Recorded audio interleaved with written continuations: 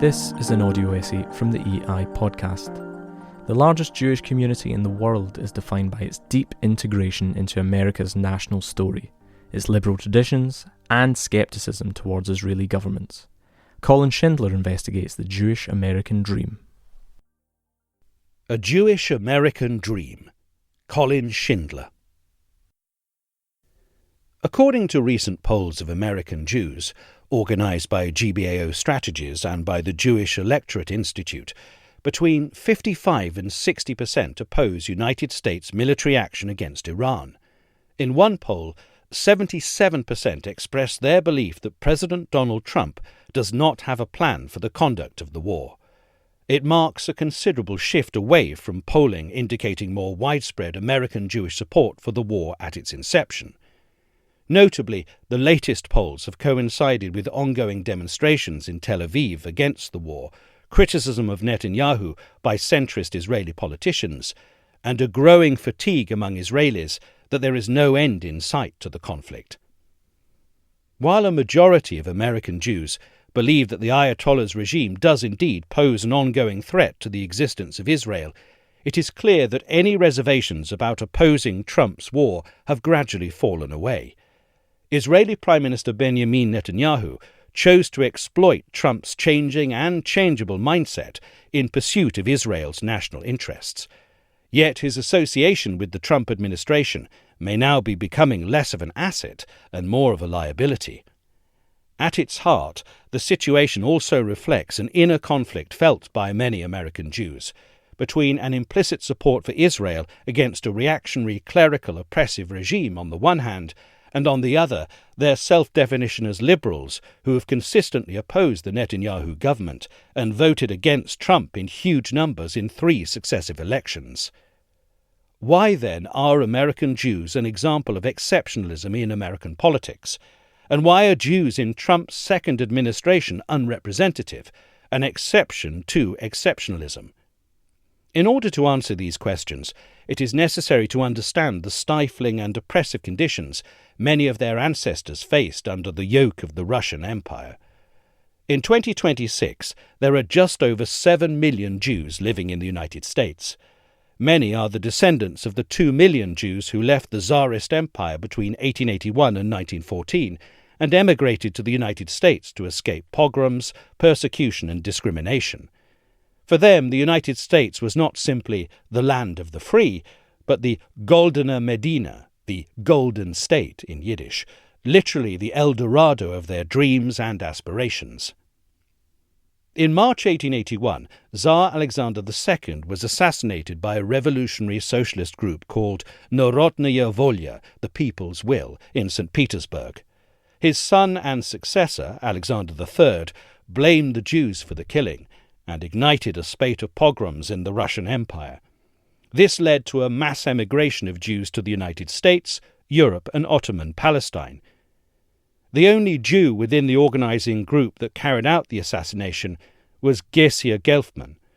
She was pregnant at the time and had played a minor role in maintaining a safe house for the conspirators. She was sentenced to death and informed that her execution would only take place some 40 days after giving birth. In the end, the execution never went ahead. Gesia cheated the hangman, dying of peritonitis in the aftermath of childbirth. Alexander II was known as the Tsar Liberator after he abolished serfdom in 1861, yet the Jews in the 19th century Russian Empire were forced to reside in a ghetto area known as the Pale of Settlement, which stretched across parts of Poland, Ukraine, Belarus, Lithuania, Bessarabia and Russia itself. Alexander allowed some Jews to leave the area and to pursue professional careers in metropolitan locations, but they were still viewed as undesirables and kept at a distance, shunned as Christ killers and seen as rivals in any business. Many Jews had only joined revolutionary groups in the 1870s as a means to escape the stifling religiosity of the ghetto. Gelfman herself had fled the parental home on the eve of her wedding in order to escape an arranged marriage. Almost 3 million Jews lived in the Pale of Settlement in 1881, of whom 80% lived in Städtelech, small towns and villages. The reaction to the killing of the Tsar was a public promotion of persecution. Gezier Gelfman was promoted as a Jewish Svengali, a puppeteer pulling the strings behind the scenes amid an unsaid sentiment that all Jews were subversives. The outburst of killings in 1881 built on a pattern of pogroms in Russia in 1821, 1849, 1859 and 1871. The first pogrom took place in Elisavetgrad in mid-April 1881 and spread in the summer to both cities, such as Kiev, and to peasant villages in the countryside.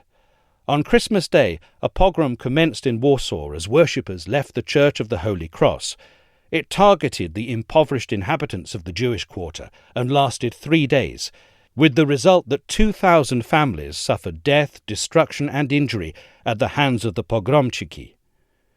The Jewish revolutionary Rosa Luxemburg bore witness to all this.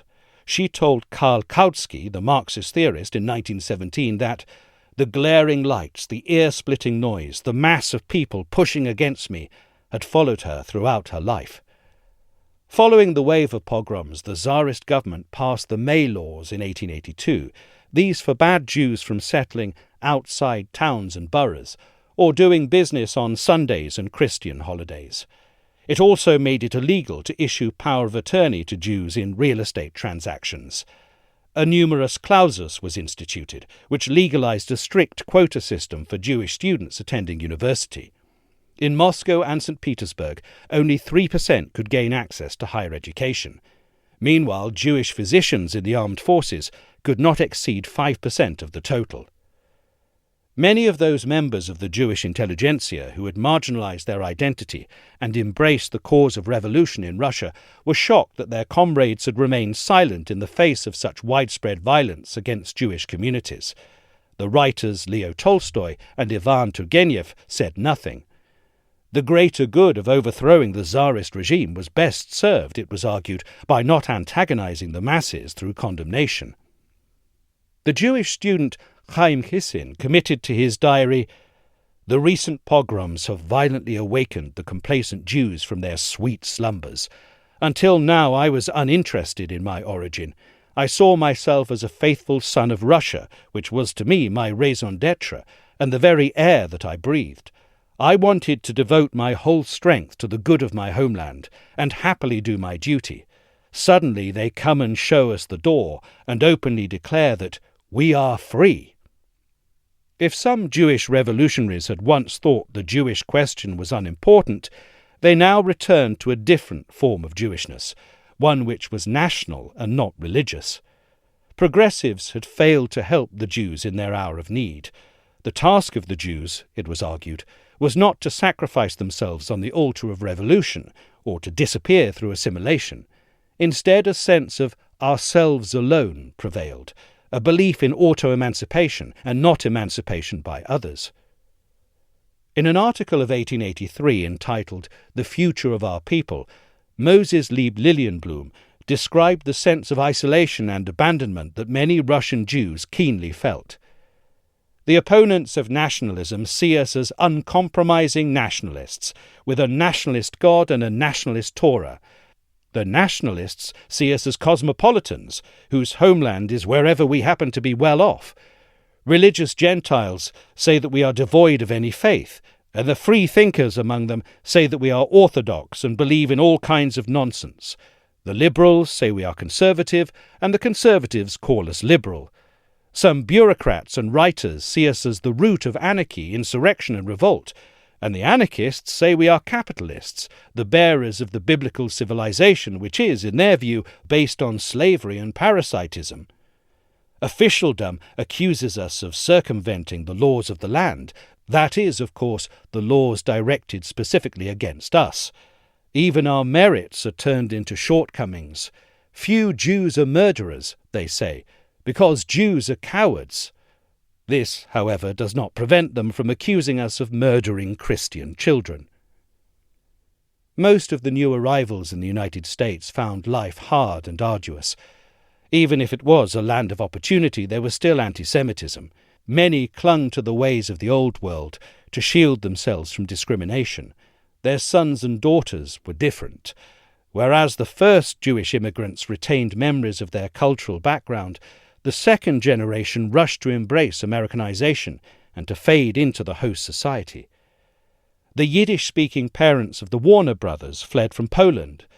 The family of Israel Beilin, aka Irving Berlin, left Belarus to escape the pogromщики. Bernie Schwartz morphed into the film actor Tony Curtis to escape the anti-Semitism of his youth. He had been placed in an orphanage, aged 8, because his parents could not afford to feed him. These Jews desperately wanted to leave the past far behind and to be accepted as bona fide Americans. US Jews ironically composed some of the best-known Christmas songs. Berlin famously composed White Christmas. Robert May wrote Rudolph the Red-Nosed Reindeer, an ugly duckling tale that chimed very well with the notion of the American Jew as an outsider. In science, Jonas Salk developed the first vaccine against polio, while Albert Einstein found refuge from Nazism at Princeton. The Jewish immigrants from Russia and Eastern Europe brought with them a radicalism that cemented the first socialist, anarchist, communist and trades union groups in the United States. They also brought Zionism. Rosa Sonnenschein from St. Louis, Missouri, attended the first Zionist congresses. Divorced and rebellious, she not only advocated women's rights, but also the Zionist answer to the Jewish question. The Jewish immigrants to the United States also carried with them the experience of 2 millennia of persecution for being different. This sense of nonconformity, often based on the tenets of universalism within Judaism, coloured the actions of a disproportionate number of Jews throughout the 20th century. It defined them as dissidents in the Soviet Union, activists in apartheid South Africa, socialist Zionists in Palestine, civil rights workers in the United States in the 1960s, and characterized the vast vote of US Jews against Donald Trump in 2024. At the first Zionist Congress in Basel in 1897, one of the few American attendees, Adam Rosenberg, commented that we American Jews are favored by the fact that there exist no nations in America, but rather a conglomeration of different races. This differentiated American Jews from other Jewish communities in Europe and elsewhere. Jews were founders of the United States and not simply a tolerated minority. After all, Colonel Mordecai Sheftall, the son of English immigrants, had fought with George Washington and the American revolutionaries in the War of Independence. Anti-Semitism, however, had not suddenly disappeared in this newfound land. The Ku Klux Klan accused Jews of undermining American values, despite a disproportionate number of Jews serving in the U.S. Armed Forces during the First World War. In 1913, Leo Frank, erroneously accused of killing a 13-year-old Christian girl, was taken from his cell in Marietta, Georgia, and lynched by a mob which demanded his blood amid anti-Semitic taunts. David Ben-Gurion, the first Prime Minister of Israel, a native of Poinsy in Poland, and one of the leaders of Poale Zion, a socialist Zionist party, was deported from Palestine by the Ottoman Turks in 1915 and sailed on the Greek ship the Patris for New York. The American branch of Poale Zion was essentially an offshoot of the Russian one. Ben-Gurion gave lectures, mainly in Yiddish, to young people around the United States. In Nashville, however, he was shocked to see segregation in the tramcar that he was riding in. In the front there was the sign for whites, at the back the one for coloreds. He later confided to his diary that he was troubled that there were actually some Jews who agreed with this. Ben-Gurion later joined the Jewish Legion and returned to Palestine to fight the Turks. In May 1948 he read Israel's Declaration of Independence and proclaimed the existence of a Hebrew republic in the land of Israel. Just 11 minutes later, the United States became the first country to recognize the new state. The parallel was drawn between the American revolutionaries of 1776 and the Israelis of 1948, in that they had fought the same enemy, the British, to secure independence. On the other hand, American Jewish identification with Israel came after the shared awareness of the horrors of the Holocaust. By the early 1950s, the last years of Stalin were pervaded by a virulent state-sponsored anti-Semitism, an array of show trials of Jewish communists, and persistent rumours of a mass deportation of Soviet Jews to Central Asia. While sympathy for communism was no longer reflected through Shostakovich's The Dawn of Humanity, but more by Richard Crossman's The God That Failed, the trial of Julius and Ethel Rosenberg as Soviet spies in New York in March 1951 shocked many US Jews. Despite pleas from Jean-Paul Sartre, Bertolt Brecht, Frida Kahlo and many others, President Truman refused to pardon the Rosenbergs. Julius Rosenberg was sent with his innocent wife Ethel to the electric chair in June 1953. A prosecutor in this drama was Roy Cohn, a well-known political influencer and notorious manipulator who was close to Senator Joseph McCarthy and later to President Richard Nixon. He also became a role model for the young Donald Trump. American Jews had found a welcome home in the Democratic Party. In 1932, they flocked to support President Roosevelt's New Deal. They eventually broke through the wall erected by the Tammany Hall conservatives in the Democratic Party to become active participants. In 1940, a Gallup poll indicated that 87% of the Jewish vote went to President Roosevelt, while Catholics were listed at 73% and Protestants at 45%. In 1944, 90% of American Jews voted for Roosevelt against Dewey. In 1960, 83% voted for Kennedy and not for Nixon. Between 1933 and 1968, the Democrats were occupants of the White House, with the notable exception of the Eisenhower years. In more recent times, the Jewish vote has oscillated around 70% for the Democratic candidates, including Clinton, Obama, Biden and Kamala Harris in 2024. By contrast, the ascent of Donald Trump to the presidency was met with a wave of disdain by many American Jews. There was a 71% vote against him in 2016, which rose to 77% in 2020. Yet Trump was promoted as the most pro-Israel ever. Why, then, did the largest Jewish community in the world vote against him in such great numbers? Given that his daughter had converted to Judaism when she married Jared Kushner, Trump disparaged Jews not because he is anti-Semitic, but because he is anti-liberal. He was perplexed and often irritated by the stand of Jewish organizations, and simply could not understand the liberalism of American Jews. In his personal and professional circles, Trump knew an exceedingly small coterie of Jewish businessmen, real estate agents and lawyers who had crossed the political Rubicon and become Republicans. He wrongly assumed that they were representative of the American Jewish community as a whole. Yet American Jews understood, whether they were well-to-do or not, that they were a community of immigrants emerging from a long history of persecution. The Trump administration's recent search for scapegoats for societal failures, reflected by the recent killings by ICE officers in Minneapolis, was roundly condemned. In response, the White House wasted little time in acerbically attacking the city's Jewish mayor, Jacob Frey, for his repeated opposition to the ICE presence on the streets of Minneapolis. The desire to ignore the rule of law and the bypassing of Congress concerned many Jews with an understanding of recent history. Indeed, Trump's slogan, America First, had been used by racist groups in the 1930s, which were not exactly known for their love of Jews. Trump was supported by a plethora of evangelical Christian organizations. They understood Israel solely in religious terms. Indeed, 82% of white evangelicals believed that God had granted Israel to the Jewish people. For Jews, given that committed socialists, many of whom were secular and atheistic, had actually established the State of Israel, the figure fell to 40%, indicating a more informed understanding of Israeli history. For both evangelical Christians and ultra-Orthodox Jews, Trump symbolized the need for a savior and a strongman who could get things done, no matter what constraints a liberal elite had placed on him.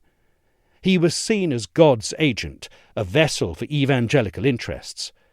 The Berkeley academic Arlie Russell Hochschild described Trump's status among his most ardent evangelical supporters as being akin to a secular version of the rapture, alike in its intensity to a second coming of Jesus Christ. For his part, Trump has uncannily appropriated the iconography of belief, images of a long-awaited judgment soon to come, when merciless vengeance will be wreaked on evildoers, wrongs will be righted, and untold blessings delivered to the deserving. This is nothing less than a secular version of the rapture. In December 2017, the US Embassy was moved to Jerusalem, recognized by the Trump administration as the capital of Israel.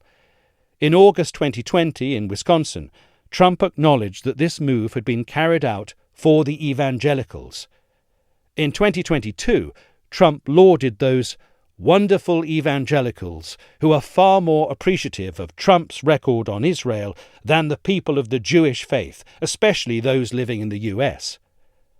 In July 2024, following an assassination attempt, Trump invoked the Almighty while on the campaign trail and said that he had been saved by God in order to make America great again.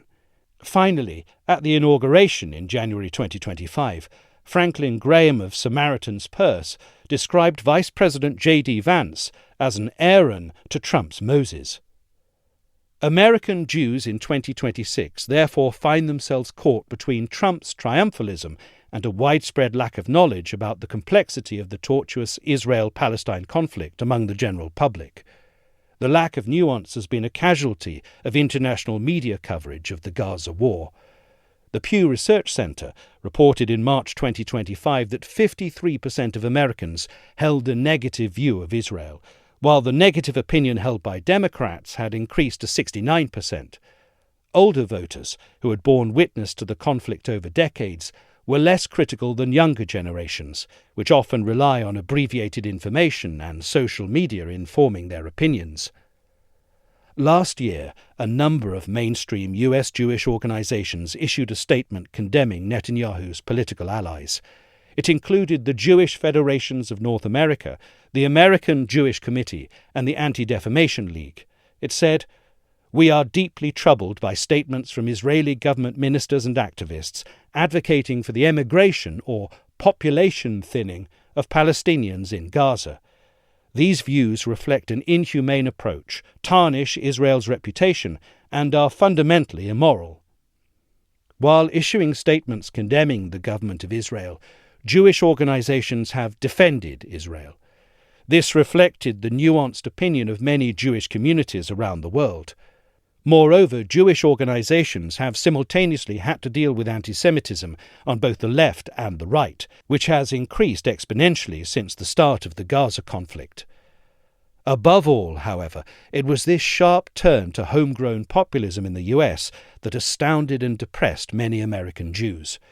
Jewish history indicated how easy it was to be sucked into worshipping figures with feet of clay, when ignorance was seen as strength and lies as truth, when your neighbour became your persecutor. As Martin Luther King pointed out in 1963 in his book Strength to Love, nothing in the world is more dangerous than sincere ignorance and conscientious stupidity. Thank you for listening to the EI podcast. If you enjoyed this episode, please sign up to our mailing list and download the Engelsberg Ideas app. Explore intelligent perspectives on history, culture, and geopolitics anytime, anywhere. And best of all, it's totally free. Until next time, thanks for listening.